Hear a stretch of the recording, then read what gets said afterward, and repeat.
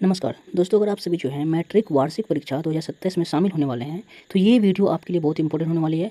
क्योंकि जो है बिहार बोर्ड की तरफ से जो है रजिस्ट्रेशन का डेट यानी कि 2027 में जो मैट्रिक का एग्जाम देने वाले हैं उसके लिए रजिस्ट्रेशन का डेट, ठीक है, और जो है इनका एग्जाम डेट, ये सारा चीज़ जो है यहाँ पे डिक्लेयर बिहार बोर्ड की तरफ से कर दिया है। और जो है कि इसका रजिस्ट्रेशन जो है वो स्टार्ट हो गया है।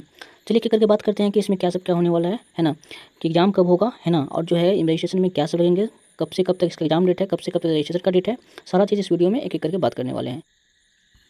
तो चलिए दोस्तों बारीकी से समझते हैं कि एक चीज़ों को, है ना, कि कब से कब तक इसका डेट, क्या सब एग्जाम डेट है, रजिस्ट्रेशन डेट कब तक है ना। तो चलिए देखिए यहाँ पे क्या कर रहा है, यहाँ पे कर रहा है मैट्रिक वार्षिक परीक्षा 2027 में सम्मिलित होने के लिए जो छात्र ऑनलाइन रजिस्ट्रेशन दिनांक 15/9/2025 तक करने के संबंध में आवश्यक सूचना। यहाँ पे क्या कर रहा है, मैट्रिक वार्षिक परीक्षा 2027 के लिए विद्यार्थी का ऑनलाइन रजिस्ट्रेशन जो 15/9/2025 तक करने हेतु निर्धारित की गई है। यानी कि जो इसका डेट है दोस्त वो 15/9 तक है। यानी कि ये जो सितंबर महीना है, अभी 1 तारीख हो रहा है जो मैं वीडियो बना रहा हूँ, तो अभी 3 तारीख है, अभी जो है 3 तारीख है जब मैं वीडियो बना रहा हूँ, और इसका डेट जो है दोस्त 15 तारीख तक इसका जो रजिस्ट्रेशन का डेट है। चलिए इस कौन कैसे करना होगा रजिस्ट्रेशन, तो यहाँ पे जो है शिक्षण संस्थान द्वारा ऑनलाइन रजिस्ट्रेशन वेबसाइट के माध्यम से किया जाएगा। जो आपका जो प्रधानाचार्य है, आपका जो प्रिंसिपल है, उनके माध्यम से जो है ये जो है कि प्रक्रिया होने वाला है, वही जो है आपका जो है कि यहाँ पे रजिस्ट्रेशन करेंगे, है ना। चलिए देखिए यहाँ पे जिन विद्यार्थी का रजिस्ट्रेशन ऑनलाइन किया जाएगा उनके विवरणी की शुद्धता सत्यापन हेतु पूर्ण रूप से भरा घोषणा पत्र डाउनलोड कर विद्यार्थी के माता पिता अभिभावक के संस्थान के प्रधान द्वारा हस्ताक्षर करने के उपरांत समिति की वेबसाइट पर इस अवधि में अपलोड किया जाएगा। यानी कि आपका जो है ये जो है आपका, है ना, 15/9 तक जो है आपको ये आपको सबमिट करना होगा उसके वेबसाइट पे। लेकिन ध्यान रखना होगा इसमें क्या, यहाँ पे जो है कि आपको उसकी शुद्धता यानी कि जो आप स्पेलिंग भरेंगे ना फॉर्म में, वो ध्यान रखना होगा। जैसे मान लीजिए किसी का नाम सपना है तो SPNA नहीं कर देंगे वहाँ पे, वहाँ अगर स्पेलिंग गलत हो रहा है तो ये जो है कि फिर दिक्कत होगा आगे चल के आपको। जैसे सपना है मान के चलिए तो SA यहाँ पे, जैसे यहाँ पे मान के चलिए सपना है तो SAPNA डालना है वहाँ पे। आपको स्पेलिंग का ध्यान रखना है यहाँ पे, इसलिए यहाँ पे कहा गया है कि उसकी शुद्धता एवं सत्यापन हेतु से भरा घोषणा पत्र डाउनलोड कर विद्यार्थी एवं माता पिता के अभिभावक एवं शिक्षण संस्थान के प्रधान द्वारा हस्ताक्षर करने के उपरांत ही वेबसाइट पर अपलोड करना चाहिए, है ना।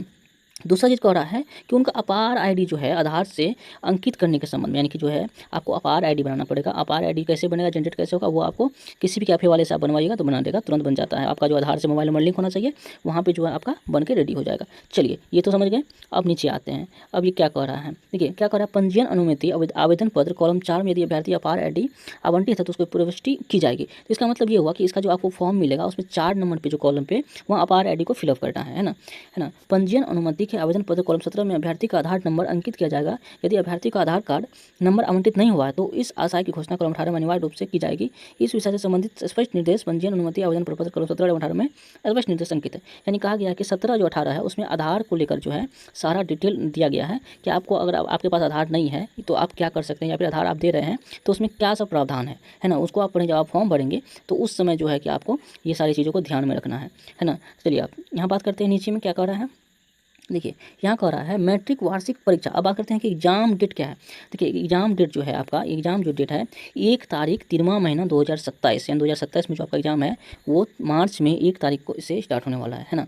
दूसरा चीज़ कह रहा है, जो महत्वपूर्ण जो बातें हैं कह रहा है कि देखिए यहाँ पे क्या कह रहा है, 1/3/2027 यानी कि 1/3/2027 यानी कि आपका जो एग्जाम डेट है 2027 में 1/3/2027 तक आपका जो आयु है वो 14 वर्ष का हो जाना चाहिए। यानी कि आप 14 ईयर्स का, 14 वर्ष का आप 1 तारीख 3वां महीना 2027 यानी कि 1 मार्च तक का जो है आपका जो आयु है, आपका जो एज है वो 14 वर्ष तक हो जाना चाहिए, तभी आप एग्जाम में बैठ सकते हैं। अन्यथा आप इसमें बैठने योग्य नहीं होंगे। इसका जो पात्र है, इसका जो एलिजिबिलिटी है वो 14 ईयर्स जो है आपको डेट मेंशन कर दिया गया, 14 ईयर्स होना चाहिए। कब, तो 1/3/2027 तक, है ना। ये सारी बातों को ध्यान रखिएगा। लास्ट में कह रहा है कि ऑनलाइन जो है, ऑनलाइन रजिस्ट्रेशन करने के क्रम में, देखिए यहाँ पे क्या कह रहा है, ऑनलाइन रजिस्ट्रेशन करने के क्रम में, है ना, किसी प्रकार की असुविधा हेतु समिति के हेल्पलाइन नंबर पर कॉल कर सकते हैं। मान के चलिए कभी आप ऑनलाइन कर रहे हैं, यानी कि टीचर के लिए है, जो हेड प्रिंसिपल है उसके लिए है कि वो ऑनलाइन कर रहा है, अगर अब उसमें कुछ त्रुटि हो जाता है, कोई गलती हो जाता है तो आप दिए गए नंबर पर कॉल करके उसका समाधान ढूंढ सकते हैं, है ना। तो दोस्तों एग्जाम का जो है रजिस्ट्रेशन का डेट जो है 15/9 तक ही दिया गया है ना, जो है 15/9 तक दिया गया है। यानी शुल्क जमा करने का भी डेट जो है 12/9 तक है, और जो है कि उसके बाद जो है कि 15/9 तक इसका रजिस्ट्रेशन होगा। तो इस अवधि के बीच में ही आप जो है कि सारा चीज़ आप रजिस्ट्रेशन करवा लीजिए प्रिंसिपल के पास जाके, है ना। अपना आधार, जो प्रधानाध्यापक है उनसे जाकर मिलके आप अपना स्कूल में, है ना, रजिस्ट्रेशन करवा लीजिए तो बेटर रहेगा। और ध्यान रखिएगा वहाँ से जो अपना नाम वगैरह भरिएगा उसमें आपकी शुद्धता अवश्य होनी चाहिए, अन्यथा जो है कि आपको बाद में दिक्कत आएगा। तो चलिए दोस्तों, आपको ये जानकारी कैसी लगी, जानकारी अच्छी लगी हो तो लाइक शेयर सब्सक्राइब करना ना भूलें, और ऐसे ही अपडेट के लिए हमारे चैनल को सब्सक्राइब अवश्य कर ले। धन्यवाद, मिलते हैं अगली वीडियो में, तब तक के लिए जय हिंद, वंदे मातरम। पढ़ते रहिए, स्वस्थ रहिए, मस्त रहिए, है ना।